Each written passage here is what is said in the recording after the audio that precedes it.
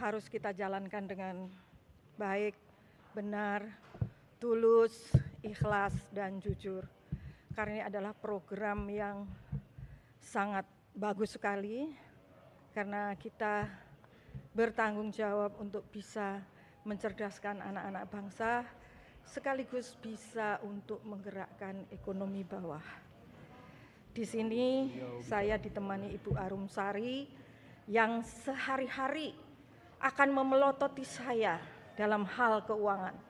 Dengan teliti, dengan benar, saya tidak akan mengambil keputusan apapun berkait pengeluaran duit bila Bu Sari tidak oke. Di samping saya ada Pak Trenggono yang dia juga akan melindungi saya, ikut nanti menggarap dapur-dapur di 3T dan juga kawasan-kawasan yang belum teritorial yang belum terbangun.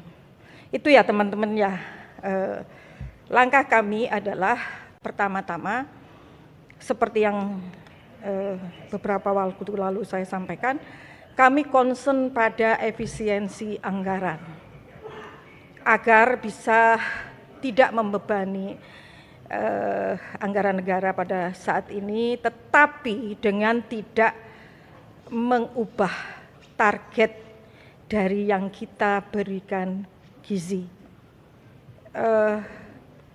Efisiensi ini kami lakukan yang pertama melalui moratorium. Moratorium ini bukan titik baru, tetapi juga dapur-dapur baru. Bila per hari ini totalnya berapa besar ya? 7.877. Jadi per hari ini jumlahnya titik dapur yang operasional berdasarkan virtual account itu 27.877. Nah, kita hentikan dulu ke situ. Kita akan tata. Kita tata apakah dapur ini melayani, ini sudah bisa melayani sebetulnya dengan penerima manfaat yang ada, atau sebetulnya malah kelebihan.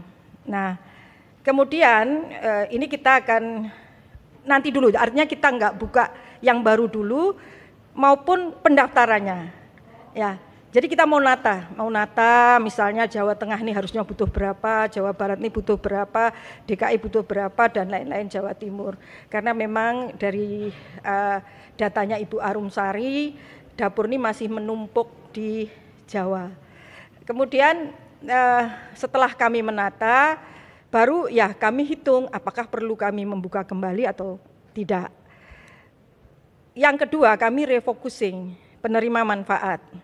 Refocusing ini maksudnya adalah apakah perlu, rasanya tidak perlu ya, kalau misalnya sekolah-sekolah kaya, kan ini pasti di rumah gizinya juga lebih bagus. Jadi kita lebih arahkan nanti benar-benar pada anak-anak atau penerima manfaat yang benar-benar membutuhkan intervensi gizi. Nah, ini kita akan refocusing sehingga apakah 63 juta yang sekarang ada ini benar tuh 63 juta ini butuh atau sebetulnya bisa dikurangi, kemudian nanti kita tambah yang belum memperoleh. Yang ketiga itu kita akan melakukan kontrol atau kualitas ya. Kami juga sudah sampaikan ke Presiden di tahun 2026 ini kita bukan mengejar kuantitas, tapi pada kualitas, sehingga kami akan mengecek apakah dapur-dapur yang sekarang ada ini sesuai dengan juknis atau tidak. Nanti akan kita grading, misalnya apakah dapur ini bisa 3.000, 2.000 atau 1.000 saja, itu nanti akan kita kelompok-kelompokkan. Selanjutnya yang terakhir adalah untuk 3T. Ini kami akan mencoba mengurangi tidak menggunakan APBN, mencoba ya. Tetapi tadi kami belum kesini nih, sudah didemo nih oleh rupanya ada investor yang sudah membangun 3T. Kami akan selesaikan bagaimana sebaiknya, tapi untuk wilayah-wilayah yang belum digarap oleh investor, kami akan coba kerjasamakan atau kita bisa dibiayai dengan CSR-nya BUMN, atau mungkin ada hibah dari luar negeri, atau mungkin juga kalau di tempat itu ada perusahaan-perusahaan besar misalnya berinvestasi, masa sih bikinin dapur untuk masyarakat di situ nggak mau, kan nggak mahal juga. Jadi mereka kan juga punya CSR. Nah itu kira-kira yang akan kami lakukan dalam waktu sekarang. Bahkan sudah mulai, kami sudah rapat-rapat untuk merealisasikan yang tadi hal-hal yang kami sampaikan. Demikian ya. Ini kan wajah baru pimpinan BGN, tidak ada yang ahli gizi. Kemudian gimana caranya untuk mendapatkan kepercayaan publik bahwa program MBG ini benar-benar tepat sasaran untuk gizi anak-anak? Baik, di SOTK sebetulnya dari Badan Gizi Nasional berdiri itu ada Dewan Pengarah. Di Dewan Pengarah inilah akan kami isi dengan para profesor ahli gizi dan juga profesor anak, dokter anak. Jadi nanti yang akan mengguiden kami, yang akan membimbing kami nanti adalah Dewan Pengarah yang terdiri dari 7 orang. Mungkin di antara 7 orang itu 5 kemungkinan mereka adalah dari pakar-pakar gizi. Demikian. Terkait dengan kepemilikan dapur, ketika rilis kejaksaan mengatakan bahwasanya dapur itu harus dikelola oleh yayasan sekolah.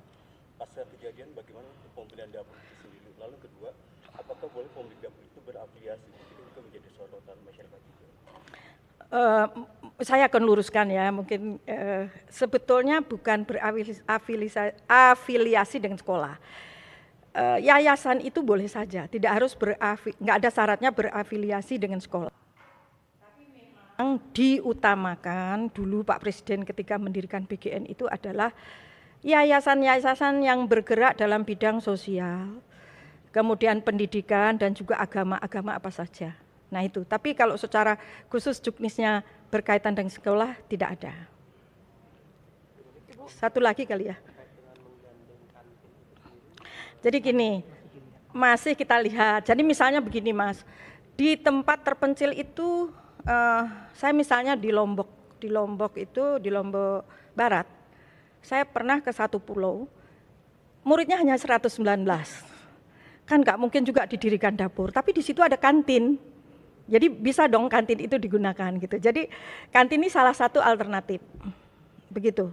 Jadi nanti kalau misalnya ada satu wilayah yang muridnya seperti di Raja Ampat, itu ada saya di sebuah pulau, muridnya hanya 115 juga, tapi di situ ada dapur umum CSR-nya Pertamina. Nah kita bisa gunakan juga misalnya seperti ini. Jadi ada itu alternatif tidak harus membangun dapur baru di 3T. Ya, ini bagian efisiensi supaya tidak tadi menggunakan semuanya APBN. Bu Nani, di Aceh ada 7 SPPG yang di stop karena belum dicairkan dananya, itu gimana? Ada bagian dari HOK, ada yang bagian dari semua sudah dicairkan dari mulai Jumat. Yang 27.877 tadi itu. Yang sudah masuk. Jadi memang ada beberapa yang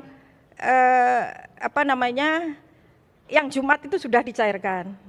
Yang Senin ini juga dicairkan. Tadi kalau nggak salah kami dapat laporan 5T ya Ibu ya, dicairkan hari ini. Jadi tidak ada masalah, ini masalah teknis saja. Oke, teman-teman cukup ya.